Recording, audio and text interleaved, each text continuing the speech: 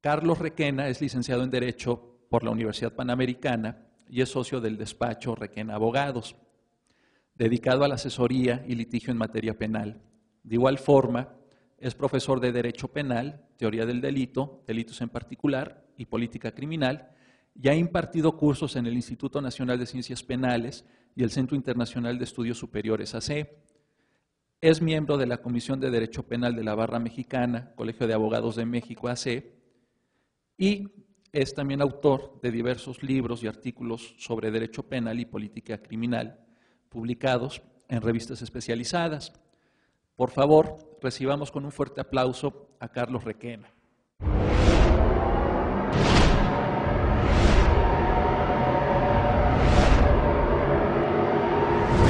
Buenas noches, gracias, qué amable, gracias. Bueno, pues antes que nada, gracias por acompañarnos y la idea es tratar de, como bien dice la presentación, poner en contexto lo que estamos viviendo ahorita en México, que es una muy importante reforma en materia de justicia penal y política criminal, porque hay mitos, leyendas y realidades de lo que está pasando ahorita en México. Después de que el presidente Fox deja la administración, nos recibe el presidente Calderón con una noticia a nivel nacional. El colapso total de un sistema penal, criticado o no, algunos lo apoyan, otros no, pero sin duda eso llama la atención al presidente Calderón a su arribo a la presidencia. Por otra parte, sin criticar al presidente Fox, sino a su administración en su conjunto, recibimos una también muy importante noticia de críticas por todas partes, opiniones muy profundas en el contexto de que todos observamos a un gobierno federal y gobiernos locales muy poco eficaces, específicamente en la materia de seguridad pública y justicia penal. Va a ser muy común, y de aquí en adelante, el que nos hemos enfrentado en las carreteras, seguramente ustedes no son la excepción, con retenes militares y con operativos de alto poder, el ejército en las calles. Vamos a platicar en qué contexto el ejército está hoy en las calles, con qué tipo de facultades se están bloqueando las carreteras y por qué el presidente Calderón apuesta en mucho al proyecto de reforma constitucional, un operativo previo para que el ejército apoye en las tareas de seguridad pública en México. Por todos conocidos, movilizaciones a nivel nacional, hay focos rojos y alarma nacional en 14 estados de la República, donde el narcotráfico hoy está floreciendo, aparentemente vamos a ver en qué nivel. Nada más un tema, si de guerra hablamos, hay que ser muy cuidadosos porque el concepto de guerra ya lamentablemente ha transmutado, porque no es el concepto de guerra que estudiamos nosotros en la teoría política de dos países, dos naciones en una conflagración con una declaración de guerra formal, pero lamentablemente tanto el propio gobierno como las instituciones del gobierno, como los intelectuales y los medios de comunicación, ya hablamos de guerra contra la delincuencia, guerra contra las mafias, y hay que acotarlo porque el artículo 16 que se propone, y de hecho ya hoy es vigor, dice que en tiempo de guerra pues los militares podrán entrar a nuestras casas y tomar alojamiento y alimentos, claro, siempre y cuando haya la base constitucional de la ley marcial. No es el caso, pero fíjense cómo desde el principio hay una pelea de conceptos desde este concepto de guerra propia. Si hacemos una evaluación general, en todos los delitos que se siguen en proceso en la República Mexicana, solamente el 80% de ellos se detuvo en flagrancia y el 20%, gracias a Dios, por alguna suerte de investigación. ¿Qué es lo que está pasando ahorita? De que estamos dando respuesta a los hechos. Por ejemplo, fíjense cómo el presidente Calderón llega a nivel federal y una respuesta con ley o sin ley, como pudo, lanza operativos militares y retenes militares, como un ejemplo a nivel federal. Lanzó muchos, ¿no? Pero sin embargo también a nivel estatal, Nuevo León, aquí en el DF, lanzamos como política el alcoholímetro, detenciones a los que van borrachos manejando. Y a nivel municipal o a nivel delegacional, cierre de antros o cierre de cantinas, ¿no? Entonces, esa respuesta la están dando cada uno a su nivel.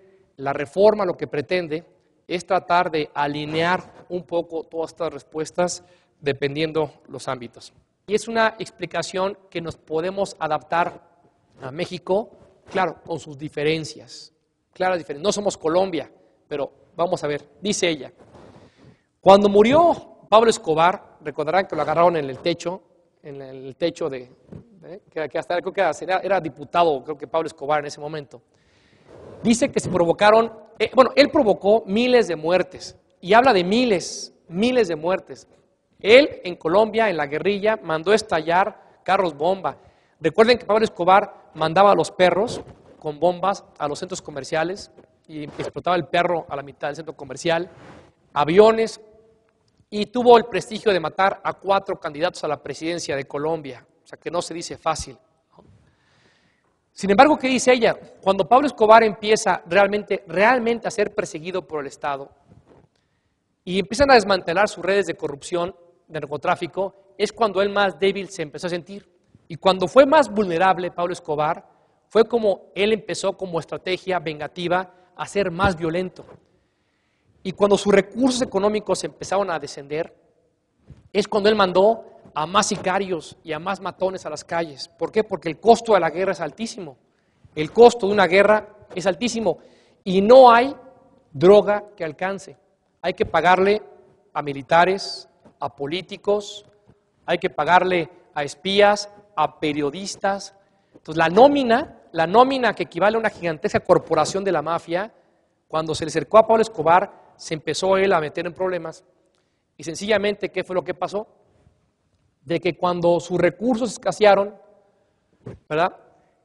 Él mandó una señal diciendo que era mejor para el Estado mexicano negociar. Él mismo dijo, es mejor que negocien conmigo por la capacidad de respuesta violenta que tengo. Colombia no cayó en la tentación, no negoció, siguió la lucha y lo que logró fue que con el paso del tiempo se invirtió el papel. Y cuando Colombia perdió el control de Colombia, lo empezó cada vez más a recuperar. En otras palabras, quizá estamos viviendo eso. La violencia que estamos viviendo en México, quizá estamos yendo a la raíz del problema, que es efectivamente ¿no? Que quizá el resultado final de esta guerra es que vamos a comprender la estrategia en su justa medida. No hay que dejarnos ir con la apariencia de tantas muertes.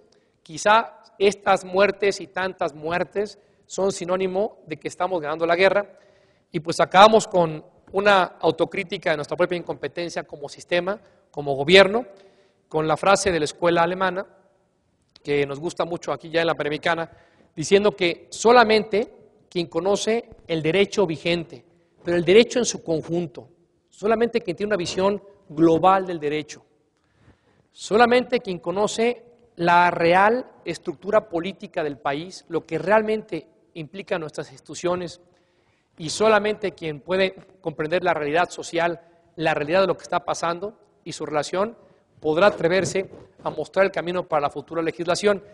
Está echada a andar la moneda, la reforma ya es ley, va a concluir el proceso legislativo en breve, y yo creo que simplemente hay que criticarla, sí, pero darle un voto de confianza y seguir esa metodología que se ha escogido, porque lo contrario corremos el riesgo de desviarnos para otro lado. Pues muchas gracias, espero que esto haya sido como un contexto un poquito rápido de lo que es la política criminal, ¿eh?